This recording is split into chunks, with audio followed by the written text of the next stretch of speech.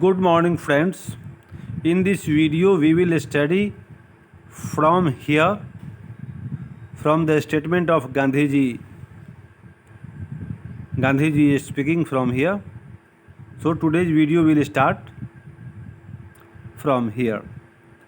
So before this, in part 1 of this video, of this chapter, we have studied and known that K.C. Azad had come in the ashram and he was talking to Gandhiji. He was a book writer and he had written a book about Harijans, and here he wanted to show that book to Gandhiji to take his blessings. So he is here. So he offered his book to Gandhiji, and so after that Gandhiji replied. He replied, "How can I help you? How can I help you with your novel? I have not read a novel since I was a student in London."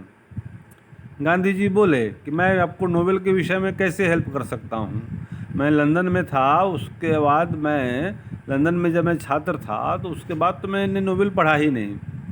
Only Tolstoy's death of Ivan Ilyich, ये novel का नाम है। Only Tolstoy's death of Ivan Ilyich and I have read this his autobiography childhood boyhood youth. ये two his autobiography childhood boyhood youth, and one only Tolstoy's death of Ivan Ilyich. After coming from London, he had studied these books here. I have read Tolstoy's War and Peace. He had studied his War and Peace also. So War and Peace is the name of the novel, and it is famous, very famous. It is written by Tolstoy. Gandhiji said again, no, K.C. Azad said, I have also Tolstoy's War and Peace. Oh, Gandhiji said that he had read Death of Ivan Ilyich and after that his autobiography Childhood, Boyhood, Youth. Then K.C. Azad said that he had studied Tolstoy's War and Peace also. Yes, which Gandhiji had not read. Gandhiji, I learned much from Tolstoy. He was a true follower of Jesus. He believed in non-violence. So, what did Gandhiji learn from Tolstoy? He learned from him that he was a true lover of Jesus. Jesus के सच्चे follower हुए थे. He believed in non-violence. वो non-violence अहिंसा में यकीन करते थे. Non-violence. Gandhiji had learned non-violence from Tolstoy. K.C. Azad said he accepted the Christian idea of sin, though he felt tempted always. K.C. Azad बोले कि वो क्रिश्चियनिटी में जो पाप और पुण्य का ये है उसको वो स्वीकार करते हैं, और he accepted the Christian idea of sin. Christian जो आइडिया है सिन का, सिन मतलब पाप, तो सिन का की बात हो रही है तो पुण्य की भी बात होगी. तो he accepted the Christian idea of sin, दो ही फेल्ट टेम्पटेड ऑलवेज. मतलब उसमें फिलॉसफी है कि दुनिया में जो कुछ भी होता है, whatever work we are doing here, all are guided by temptation, लालच, greed. We are greedy, we are tempted towards greed, so we do work, we don't do any selfless work. Whatever we do that is guided by greed, that is temptation. लालच और लोभ के कारण ही हम लोग कोई कार्य करते हैं, यही उसमें फिलॉसफी है. तो Gandhi ji said sin is not only a Christian idea, our own shastras considered sex out of marriage to be sin. तो गांधी जी बोले कि ये पाप जो है ये क्रिश्चियन आइडिया ही नहीं है. Sin is not only a Christian idea, पाप केवल क्रिश्चियन आइडिया ही नहीं है. आवर ओन शास्त्राज, हमारे शास्त्र भी कंसीडर करते हैं, विचार करते हैं इस मुद्दे पर, sex out of marriage to be sin, शादी के बाहर, शादी के पहले या शादी के बाद सेक्स करना ये आपको पाप है. बिल्कुल पाप है। जो लोग इसको नहीं मानते हैं उनको पाप का फल मिलता है, उनकी सामाजिक प्रतिष्ठा नष्ट हो जाती है, सामाजिक समस्याएं पैदा हो जाती हैं। तो जो भी धर्म में है, जो किताब में है, जो शास्त्र में है, या क्रिश्चियनिटी कहता है सिन क्या है, तो जो उसमें चर्चा है कि जो अपने समाज से शादी के बाद, विवाह के बाद किसी के साथ सेक्स बनाना, ये पाप है। K C Azad changes the subject, वो सब्जेक्ट बदलना चाहते हैं अब। किसी आज़ाद ही wanted to change the subject. K C Azad said I want to learn to write as you wrote the story about the sweeper boy उका।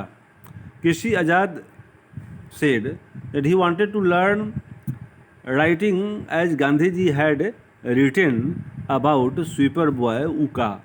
स्वीपर बॉय था जिसका नाम था उका, के विषय में महात्मा गांधी ने एक लेख लिखा था, एक स्टोरी लिखी थी। तो उसी तरह से मैं भी लिखना चाहता हूँ, किसी आज़ाद बोले। Uka is real person, Gandhi ji said. He lives in the ashram. He has learned weaving, वो बुनाई सीख गया है। No longer a young boy, he has taught us how to clean latrines. Also he cooks food in the kitchen. Gandhi ji ने बताया कि उका क्या है, तो रियल पर्सन है, सही माने में है। कोई काल्पनिक व्यक्ति नहीं है। जैसे कैरेक्टर होता है नोवेल में या कहानी में, काल्पनिक, इमेजिनरी, वैसा वो इमेजिनरी नहीं है, but real person. He lives in the ashram, वहीं आश्रम में वो रहता है। ही हैज़ लर्नड वीविंग, अब वो वीविंग का काम सीखा है। No longer a young boy, वो छोटा बच्चा नहीं है।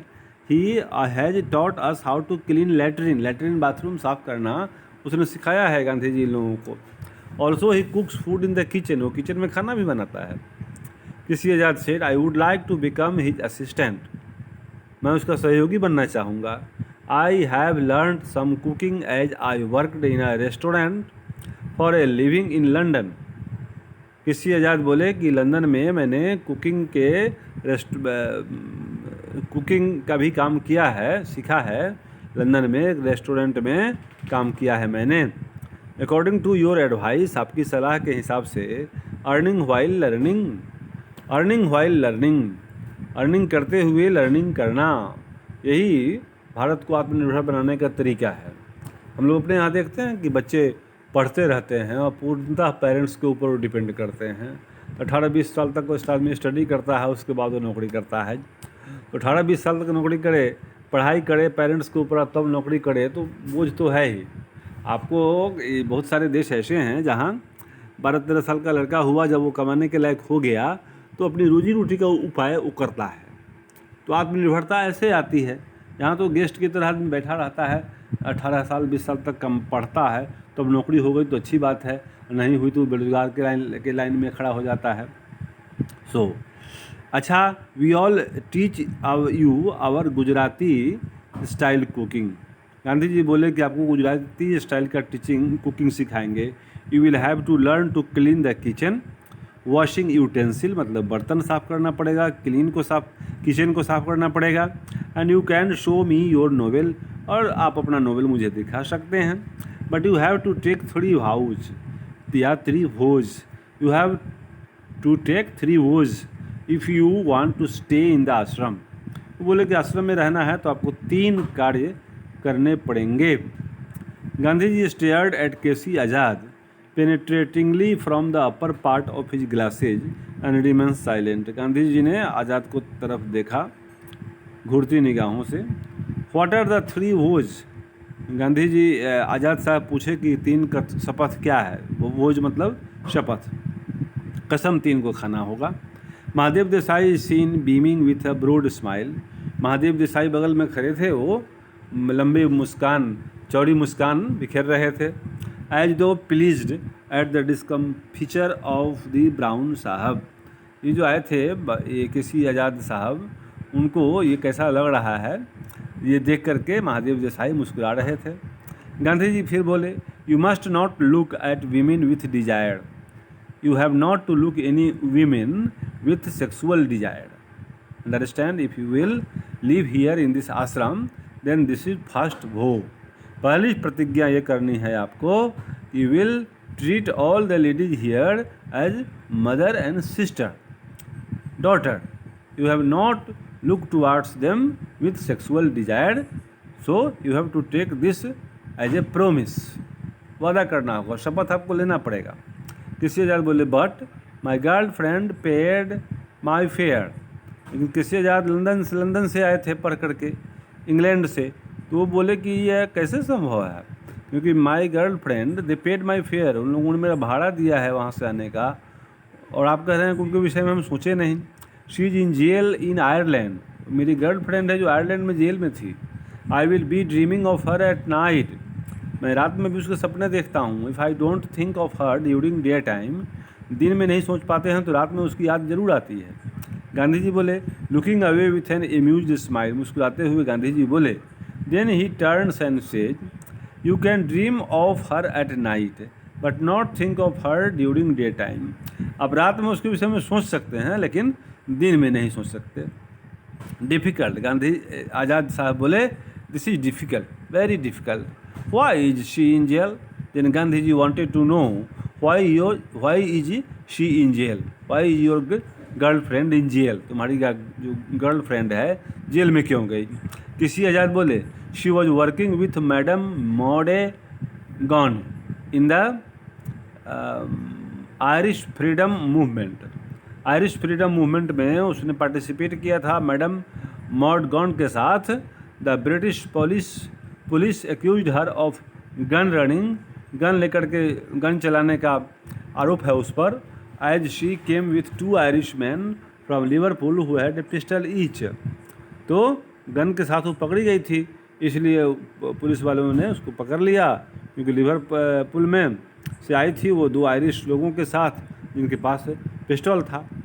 दे had pistols, she likes violence, Gandhi ji wanted to know, बड़ी पिस्टल रखती है वो, वायलेंस है, हिंसा करती है, पसंद करती है हिंसा, वायलेंस। सो द ब्रिटिश से, हाँ ब्रिटिश लोग तो ऐसा ही कह रहे हैं, British police, British government is saying this.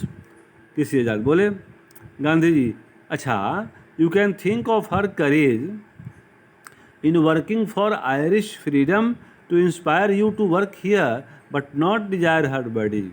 Gandhi ji बोले ठीक है, उनकी जो बहादुरी है आयरिश फ्रीडम के लिए लड़ने का, उसके विषय में आप सोच सकते हैं, but not desire her body, but not about physical body. KC Azad confused, amused, silent, confused थे, कुछ समझ नहीं पा रहे थे क्या बोले।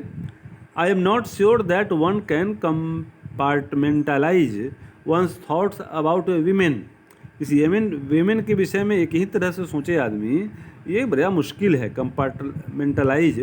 कंपार्टमेंटल बना दें कि सिर्फ उसके विषय में, इसी क्षेत्र के विषय में सोचेंगे, ये नहीं सोचेंगे, तो ये बड़ा कठिन है। आई love her for her beauty also, मैं उसकी खूबसूरती को भी पसंद करता हूँ, ऑल्सो फॉर हर करेज, और उसकी साहस को भी। I will dreaming of her at night if I do not think of her during day time, अगर ड्रीम करेंगे नाइट में तो इसका परमिशन मुझे मिलना चाहिए, दिन में नहीं सोचेंगे तो रात में उसके विषय में ज़रूर सोचेंगे। अच्छा you can dream of her at night but not think of her during day time, okay this is accepted that Azad can think about her at night. What is the other vow? Then he wanted to know what is the next vow. You must not drink liquor here. Gandhi ji बोले कि आश्रम में शराब नहीं पीना है, ठीक है, ये सेकेंड भाव, सेकेंड प्लेज, दूसरी शपथ। किसी आज़ाद बोले embarrassed and wiping the sweat of his face, उनके माथे से पसीने की बूंदें आ गई थी, उसको उनको पोंछते हुए बोला but I am pub crawling in London, London में तो रोज़ मैं जाता हूँ पब में, लंदन में रोज़ मैं जाता था पब में, यहाँ बोल रहे हैं कि शराब नहीं पीना है। We writers write from pub talk, हम लोग पब में जो टॉक करते हैं आपस में उसी से तो लिखते हैं हम लोग। We writer take inspiration from there. I have never been drunk, वैसे मैं पियक्कड़ उस लेवल का नहीं हूँ। Only once when I mixed my drinks in the inner temple, एक बार मैं इनर टेम्पल में थोड़ा ज़्यादा पी लिया था। Mixed my drinks in the inner temple, inner temple में एक बार मैं ज़्यादा पी लिया था, नहीं तो कैसे ऐसे में ज़्यादा पीता होता नहीं हूँ। Gandhi ji firmly you may drink in London but not here, you will find yourself writing without liquor if you become intoxicated with truth. अगर शराब पी करके आप उत्तेजित होकर के लिखते हैं तो आप सत्य को स्वीकार कीजिए। और सत्य, truth can also intoxicate you. अगर सच्चाई को स्वीकार करना सीख जाएंगे, ट्रूथ को एक्सेप्ट करेंगे, तो भी आपको शराब जैसा ही नशा आएगा। सत्य को स्वीकार करने का भी एक नशा होता है। So you can get intoxicated with truth also, and so learn how to accept truth. सत्य को स्वीकार कीजिए तो लिकर लेकर के लिखने की आवश्यकता नहीं होगी। सच्चाई जब आपके अंदर होगी तो उससे जो आग निकलेगी, वो जो आपको लेखन में आएगा, that will be masterpiece. Third vow, now Azad wanted to know about third vow. You will have to clean latrines once a week. आपको 3 सप्ताह में एक बार लैट्रिन साफ करना पड़ेगा। As we do by turns, ये हम लोग बारी बारी से करते हैं। As we do by turns, हम लोग करते हैं इसको बारी बारी से। I have come to learn to be like Uka, I will clean latrines willingly. वो बोले आज़ाद साहब कि मैं यहाँ उका की तरह होने आया हूँ। वो जो मेहतर है, उस जो क्लीन करता है बाथरूम वगैरह, मैं उसके विषय में सीखने आया हूँ। तो मैं क्या करूँगा, मैं लैट्रिन भी साफ़ करूँगा, खुशी खुशी करूँगा, willingly. Mahadev give him the little guest cottage to stay in there. Then Gandhi ji told Mahadev to give him a little guest cottage to stay there. Mahadev Desai against, where is your luggage? आपका लगेज कहाँ है सर जी? किसी आज़ाद बोले, I left it in the left luggage room at Ahmedabad station. I have left that at Ahmedabad station, go and fetch it. Gandhi ji सेठ, जाइए उसको ले आइए। K C Azad बोले, Mahatma ji, could you ask the watchman at the gate of the ashram not be angry with visitors but treat them civilly. तो K C आज़ाद ने महात्मा जी को बोले आज़ाद साहब कि जो गेटमैन है आपका, उसको प्लीज़ वॉचमैन को बोल दीजिएगा कि वो ज़रा रफ बिहेव न करे। मैं आया था तो कुछ ठीक से वो बोला नहीं था, बट ट्रीट देम सिविली। जो बाहरी कोई आता है उसके साथ अच्छी तरह सभ्यतापूर्वक बिहेवियर करे। गांधी जी, ओ अच्छा, आचार्य गोरखा जो वहाँ ड्यूटी कर रहे थे। Others have also complained. Mahadev, go call him. और दूसरे लोगों को भी उनके खिलाफ कंप्लेन है, जाइए महादेव जी उनको बुला के लाइए। तो आचार्य गोरखा को, आचार्य गोरखा कौन है? तो गेट कीपर हैं, वॉचमैन हैं, जो गेट पर रहते हैं। वो ठीक से बात नहीं करते हैं आगंतुकों से, तो प्लीज़ कॉल हिम। ये किसी आज़ाद ने उनके खिलाफ कंप्लेन किया। He complain against him, and after that Gandhi ji accepted that others have also complain against Acharya Gorkha who was the watchman at the gate. So he told Mahadev to call him there. Mahadev Desai goes out. Gandhiji said, let me give you Tolstoy confession. Now we will accept. Gandhi said कि मैं आपको Tolstoy का lesson देने जा रहा हूँ, जो उन्होंने स्वीकार किया है टॉल्स्टॉय ने अपने जीवन में। Gandhi ji gets up, goes into the room on the left side. Gandhi ji left side में अपने रूम में गए। Looks around at the busy scene. He tends from the awareness of the Mahatma's moral sense. अब ये किसी आज़ाद बहुत इधर उधर देख रहे हैं, वो बहुत ही तनाव में महसूस कर रहे हैं थोड़ा। गांधी जी का जो मोरल जो आदेश हुआ कि आपको यहाँ किसी लेडीज से सेक्सुअल बात नहीं करनी है, आपको वाइन नहीं लेना है, आपको सप्ताह में 1 दिन लेटरिन साफ़ करना है, तब आप इस आश्रम में रह सकते हैं। ये जो मोरल सेंस था महात्मा गांधी का, that impressed and perplexed mister K C Azad. Gandhi ji said, here is the book, it will teach you to forget your girlfriend. और टॉल्स्टॉय की लिखी हुई किताब है, इसको पढ़िए। Now you will forget your girlfriend. Never I love her. K C Azad बोले कि I will never forget her because I love her. Gandhi ji, all passion ends in tragedy, what is your name? Gandhi ji बोले, सर सारी तीव्र इच्छाएं अंत में दुखांत हो जाती हैं। ये बहुत बड़ा मॉडल है चैप्टर का। गांधी जी बोले कि all patience ends in tragedy. आपको जो भी काम करना है वो सिर्फ काम करने के उद्देश्य से काम कीजिए। अगर उसके साथ कुछ जोड़ लीजिएगा उम्मीद, पैशन बना लीजिएगा उसका कि मैं ये कर रहा हूँ कुछ पाने के लिए, तो आपको अंत में दुख ही हाथ लगने वाला है। तो प्यार भी करते हैं किसी उद्देश्य से अगर, तो you will get tragic end. Understand this. Gandhi ji told KC Azad, all passion ends in tragedy. ये आपका ये एक्सप्लानेटरी लाइन हो गया। All passion ends in tragedy, what is your name? Krishna Chandra Azad. Full name Krishna Chandra Azad, KC Azad in brief, and I want to live up to that name. As a Christian, I want to be like the love God. Chandar means moon, Azad means because I want to be free and work for India's freedom. So I have adopted Azad as my non-diplome. आज़ाद मैंने इसलिए रखा है कि मेरी भावना इससे उजागर हो। Non डिप्लोमे मतलब ये मेरा जो उम्मीद है, मेरा जो अर्थ है, एम है, फ्रीडम लविंग जो मेरा नेचर है, ये शो करता हो। मेरा उपनाम है, ये मैं टाइटल मैंने लगा लिया, नॉन डिप्लोमे टाइटल, सब टाइटल। तो ये आज़ाद मैंने जोड़ लिया इसीलिए कि फ्रीडम लवर हूँ, ये मालूम पड़े। और कृष्ण रखा किस लिए कि I follow love god Krishna, और चंद्र इसलिए कि मून है। So after that I write poems also. ये किसी आज़ाद जी बोले।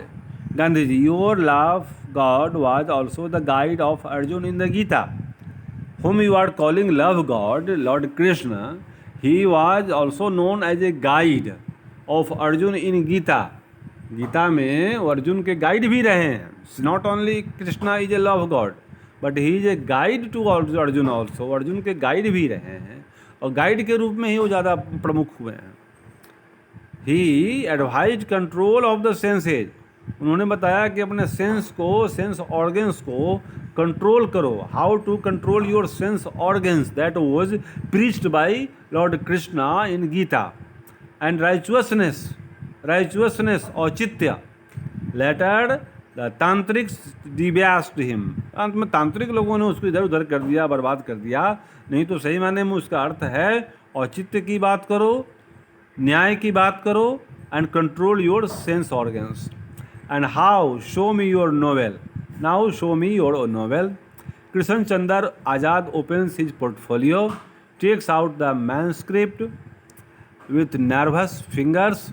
The Mahatma opens the first page after turning over the title page, reads the first paragraph, then he smiles, looks at Krishna Chandra Azad beamingly and says, वो देख लिए उसका first page, और देख करके तब वो बोले उनको, Mahatma opens the first page after turning over the little rage page, कुछ उसके बाद टाइटल पेज को छोड़े, बदले, उलट पलट के देखे, रीड्स द फर्स्ट पैराग्राफ, पहला पैराग्राफ पढ़े, देन ही स्माइल किए उसके बाद, और तब आज़ाद की तरफ देख करके बोले, मॉकिंग bird with A vengeance, such big words, you don't know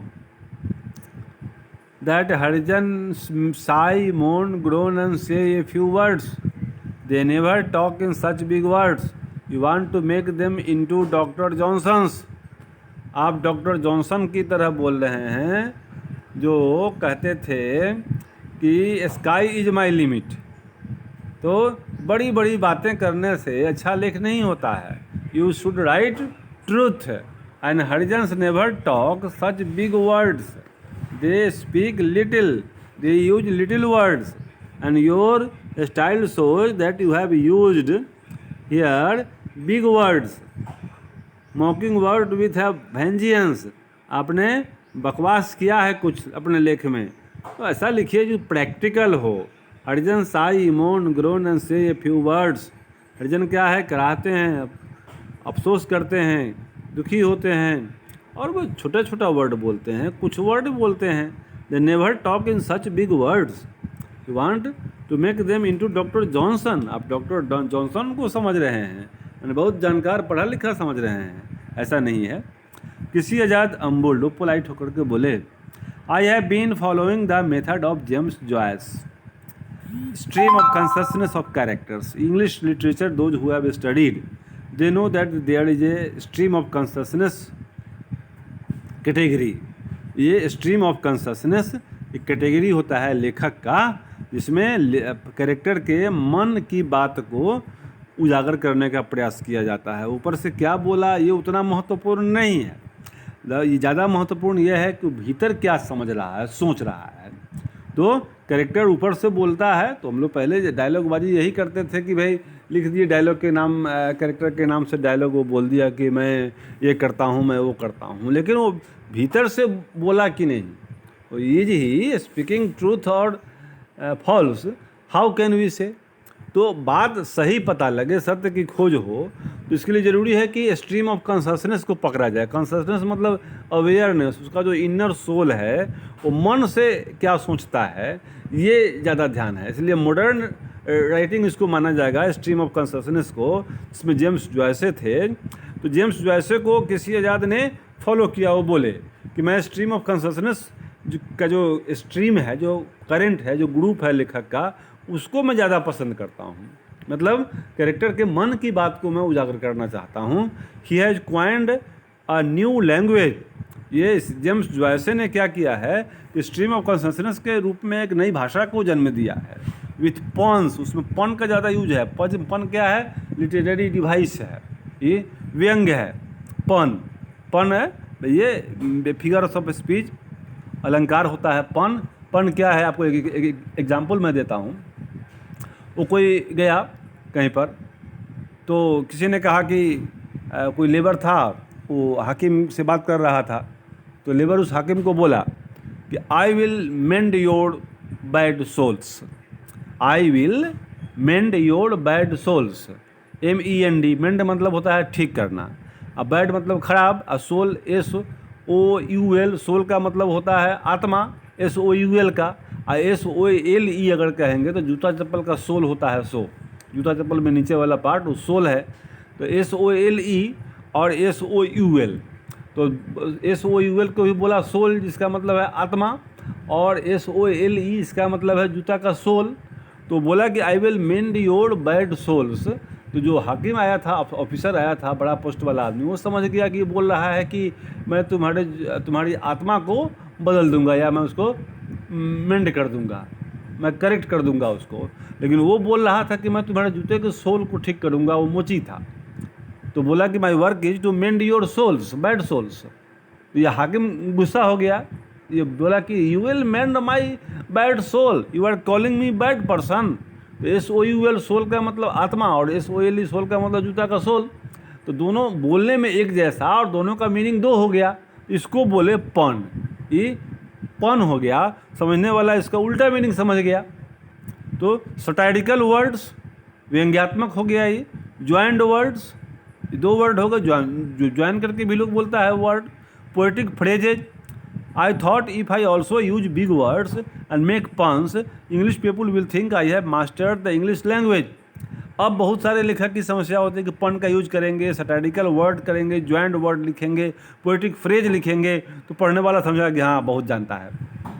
जबकि फैक्ट यह है कि बोलने का, या any language, if any language we are using, the main aim of any language is to make the person who is viewing you or listening you should be able to understand the theme, whatever you want to say.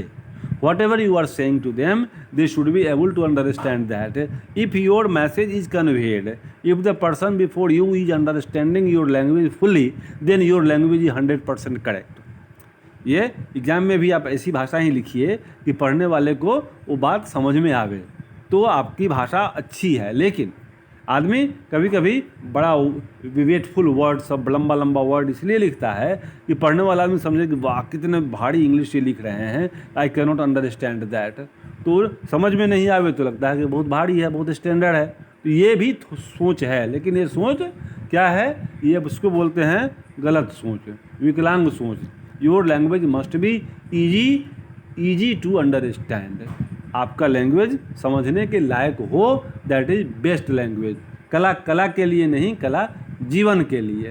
What ever you are writing, that should be for the development of life, and that should not be only for art. सिर्फ अच्छा लगे इसके लिए कविता लिख दें, कहानी लिख दें, this is not the aim of any language. The ultimate aim of any language is to convey the message.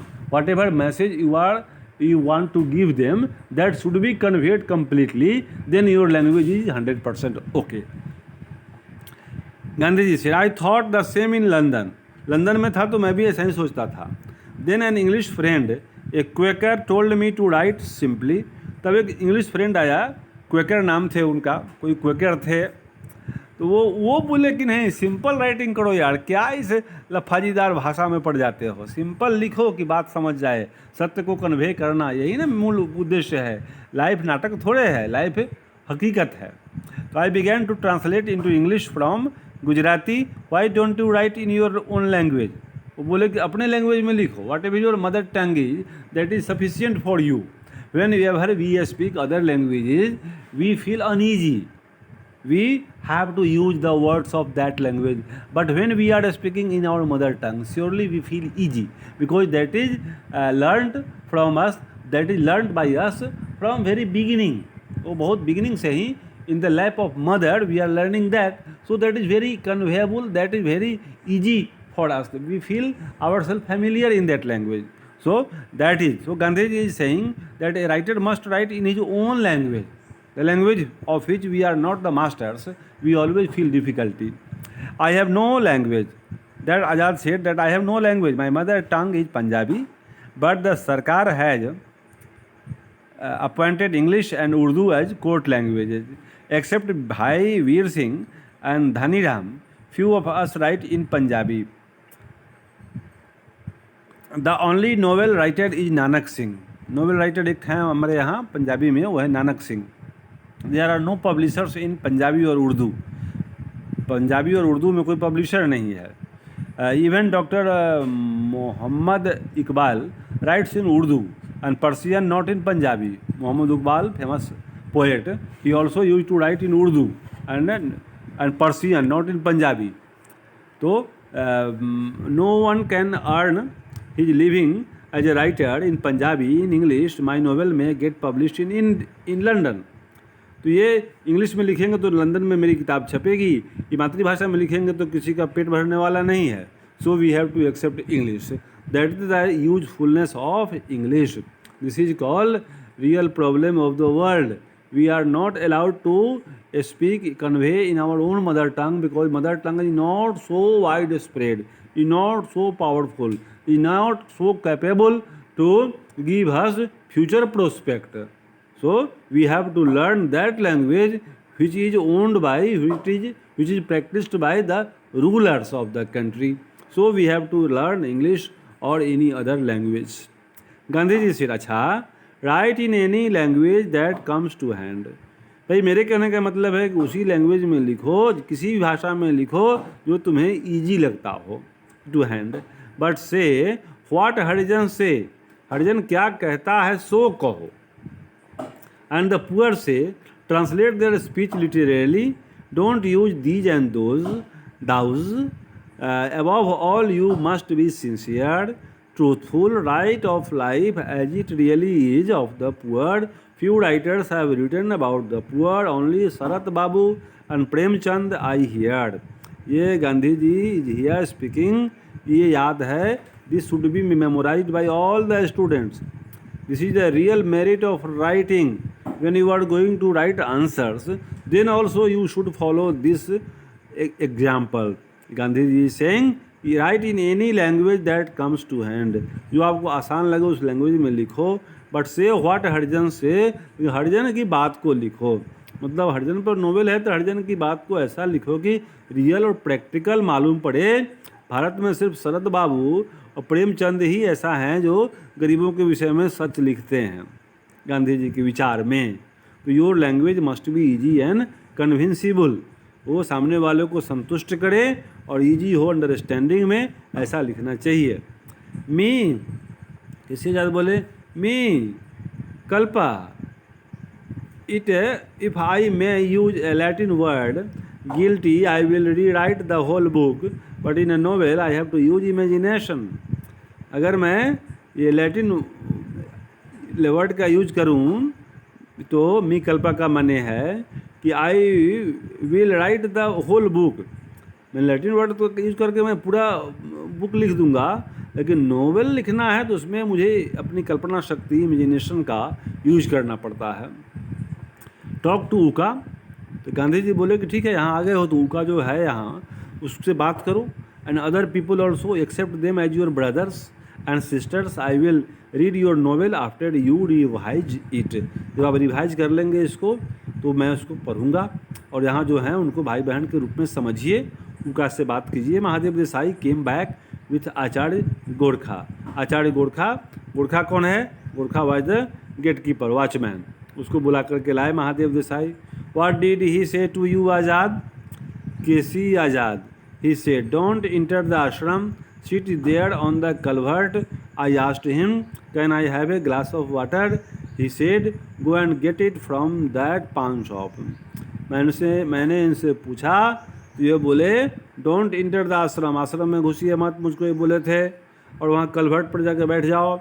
आज आस्ट दें, मैंने पूछा कि एक गिलास पानी मिलेगा, तो ये बोले कि जाओ वहाँ पान शॉप में से मिलता है, वहाँ से खरीद लो जाके। आचार्य गांधी जी बोले उनको, वॉचमैन को। आचार्य रिमेन्स साइलेंट, वो चुप रहे। गांधी जी आंसर, आंसर बोलो। बोले उस पर क्या आंसर देता है तुम्हें? स्पीक।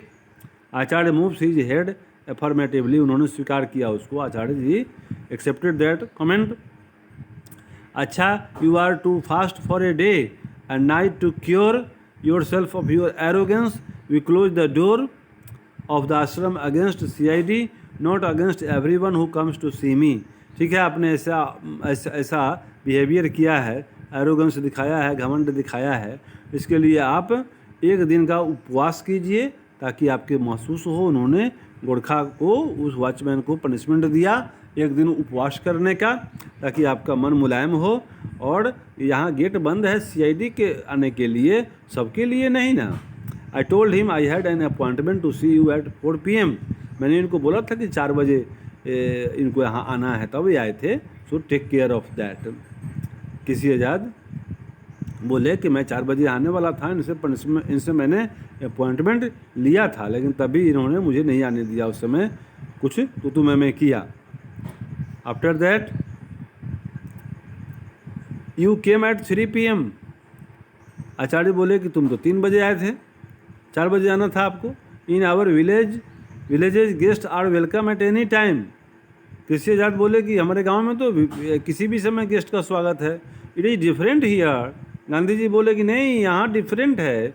आश्रम has rules according to my time table. Ashram का रूल है, but he should not have been rude. He will have, उनको र्यूडली बिहेव नहीं करना चाहिए था, लेकिन आश्रम का रूल है, आपको मानना पड़ेगा। 4 बजे आना है तो 4 बजे ही आना है। Mahadev explain to he Azad the routine of the ashram. आचार्य गो, तो महादेव को गांधी जी बोले कि महादेव जी, इनको आश्रम का जो रूटीन है उसको एक्सप्लेन करके बताइए। अभी 4 बजे आना है तो 4 बजे आना है, जब मन करेगा तो चले आएंगे, आश्रम का रूल है। हाँ, सही है कि रूडली बिहेव नहीं करना है इस गार्ड को, लेकिन इसका मतलब क्या है कि आप जब मन करेगा तो आ जाइएगा। You have to follow rule. Fast for 1 day to conquer your bad manners. जाइए और एक दिन आप आश्रम में फास्ट कीजिए, एक दिन के लिए। उनको भी दे दिए, आज़ाद जी को भी, कि आप भी एक दिन के लिए ये कीजिए, अपना उपवास कीजिए, तो आपको समझ में आएगा। मतलब किसी भी गलती के कर जाने के बाद, कोई गलती हो जाए तो एक दिन फास्ट करना, उपवास रखना, ये गांधी जी का मंत्र है। अपनी गलती को ठीक करने के लिए एक दिन उपवास कीजिए, तो आप पश्चाताप कर रहे हैं अपनी गलती के लिए, इससे आप दोबारा नहीं कर पाएंगे। ये गांधी जी का टेक्निक था। तो ये अगर लाइफ में हम लोग भी लागू करें तो this will surely benefit us. Mahadev Desai, Gandhi ji expects everyone to walk with him at 5 AM। Mahadev Desai ने बोलना शुरू किया। आश्रम का नियम था, बताया कि हर आदमी 5 बजे उनके साथ वॉक करेगा सुबह में, समझे? 5 AM everyone will walk with him on the dry bed of the Sabarmati. Dry bed रहेगा साबरमती में, उसके किनारे पर सूखा हुआ किनारा है, रेत है, रेगिस्तान है, रेत कहिए। साबरमती के किनारे पर सूखी ज़मीन पर चलना पड़ेगा। After ablutions prayer at 6:15 AM, milk और tea in the canteen at 7:30 AM, work till 12 noon, midday meal at 12:30 PM, siesta from 1:30 to 3 PM, bath, work at home or kitchen or in garden, evening prayers at 6:30 PM, meal at 7:30, lights off at 10 PM। Light off का भी देखिए time है। Mahatma may see you for half an hour twice a week, और महात्मा आपको आधा घंटा मिलेंगे 2 दिन सप्ताह में। Sundays you are free to go out. Where can I buy a kurta pyjama. K C Azad पूछे कि where can I buy kurta pyjama, तो गांधी जी बोले इन खादी भंडार। खादी भंडार के शॉप में जाइए, go there in Khadi Bhandar and buy from there kurta pyjama. Not far from the ashram, that is not very far from this ashram. Ashram से बहुत दूर नहीं है, वहाँ जाके खरीदिए। K C Azad joins hands to the Gandhi ji and goes out with Mahadev Desai.